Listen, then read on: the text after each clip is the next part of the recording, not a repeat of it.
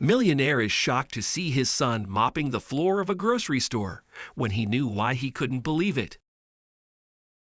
An arrogant rich man is made to have a change of heart after he comes across something unexpected one day. He visits a grocery store and discovers his teenage son mopping the floors. It was a terrible, terrible day when Adam, 16 years old, returned home from school. He was drenched from the heavy rain that afternoon, but despite his dislike for rain, Adam was in a good mood. "Those clothes are gonna make you sick, young man. Call the driver the next time," said his father, Steve, as the young boy entered the house. "It's fine, Dad," Adam said cheerfully. "I met this really nice guy at school, and he helped me today. I gave him my umbrella because he didn't have one." "Help yourself before you can help others, Adam," Steve said. "I don't appreciate you coming home like this." "Relax, Dad. He stood up to the bullies to help me. This was the least I could do for him. His name is Kevin. He's a nice guy." Before we continue, please take some time to subscribe to Dailydose, like and share this video with your friends. It might brighten their day and inspire them to do good. Also keep watching because an important lesson awaits at the end of the video. Kevin, that name seemed familiar to Steve. In fact, he knew exactly who it could be, and he was correct. Steve learned Kevin was his ex-employee Patrick's son. Patrick was fired from his job after he tried to steal money from the company. Steve was enraged when he discovered Kevin was attempting to get close to Adam, so he warned Adam to stay away from him. "That boy is using you, Adam," said Steve. "His father used to work for me. He tried to steal money and was fired. I was kind enough not to hand him over to the cops, all right? You better watch out, boy." "Dad," countered Adam, "that's got nothing to do with Kevin. I don't blame him for what his dad did. Come on, that'd be insane." "Son," his father said as calmly as he could, "you know very little about how the world works and have no idea how people can use you to their advantage. Keep your distance from that man's son. That's all." But Adam didn't do that. Despite his father's warnings to avoid Kevin, he remained friends with him. One day, Adam invited Kevin to a movie after school, but Kevin declined. "I'm sorry, Adam, but I can't come," Kevin exclaimed. "But why? You were so excited when we first discussed it." "I don't know. I changed my mind, I guess." "Hey dude, tell me if something's bothering you. Maybe I can help," offered Adam. "Actually, you can," Kevin said. "Let's call it quits as friends, Adam. I don't want to be your friend. Sorry," and Kevin left.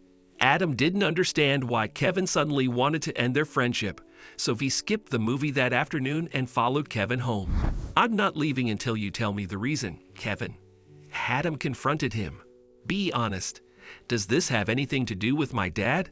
Did he come to meet you?" Kevin sighed. "It has something to do with both of our dads.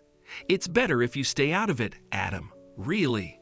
"Cool. I'll do it if you say so," Adam said.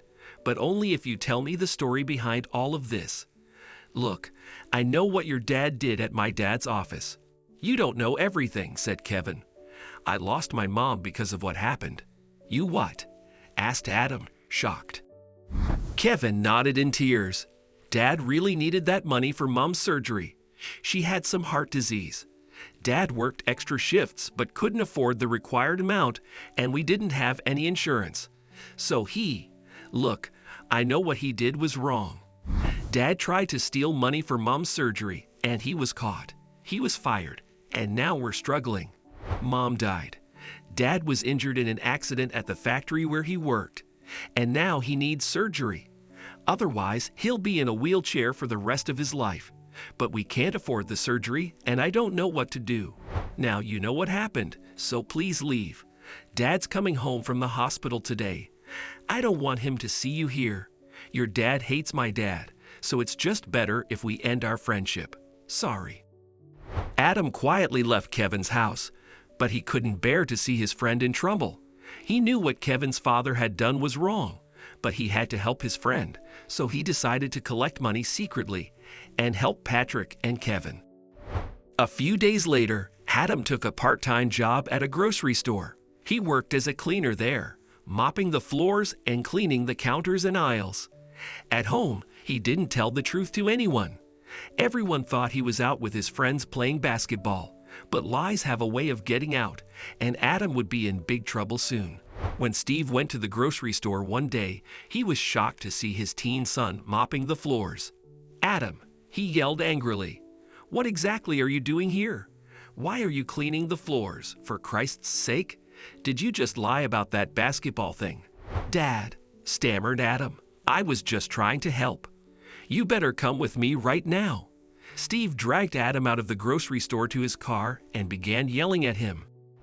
"Is this where you practice basketball with your imaginary friends?" he asked furiously. "What is going on? I don't think you need to work here to pay for your expenses." "I am helping Kevin, Dad," said Adam. "His dad needs my help, and I don't want to repeat your mistakes." A confused and angry Steve didn't understand what Adam meant until the young boy shared Kevin's story. "And so he needs my help, Dad," said Adam. "His dad can't walk again if he doesn't get the surgery done. We can help him, Dad, and by choosing not to, we'd be wrong on our part. Just like his dad was wrong when he tried to steal that money. Two wrongs don't make a right, Dad. I want to do the right thing on my part." After listening to his young son's mature words, something inside Steve shifted. He looked at Adam and realized he had been so consumed in his anger that he'd completely forgotten he was first a human, then a boss. "You're right, Adam," Steve said after giving his son's words some thought. "Thanks for making me realize I was wrong. You don't need to work here. I have an idea to help your friend." That day, Adam and Steve visited Kevin's house, and Adam gave him an envelope. Kevin didn't accept it at first. In fact, he was angry and tried to chase Adam and Steve away from the doorstep. But Patrick intervened. "Kevin, that's no way to treat guests." "I'm sorry, Steve. Come in." Steve placed the envelope on their living room table and said, "I was heartless to not consider your situation, Patrick. Maybe if I had been more considerate, you wouldn't have done what you did, and you wouldn't have lost your wife. I feel bad, and I want to do this." "It wasn't your fault, Steve's," said Patrick. "I was wrong. No matter what, I should never have gone down that road. And please, don't offer this. It's really fine."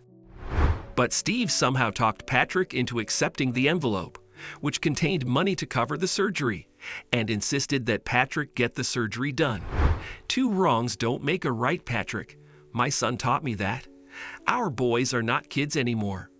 I think they understand the world better than we did when we were their age." And yes, they did. So putting everything behind them, they became friends again. Best friends. What can we learn from this story? Sometimes, young minds understand life better than us older folks. Adam's wise words made Steve realize how wrong he'd been to let Patrick suffer after knowing he was in trouble, and he made amends for it. True friends stick together through thick and thin. Kevin and Adam became friends without caring about each other's background and status, and they stayed friends forever.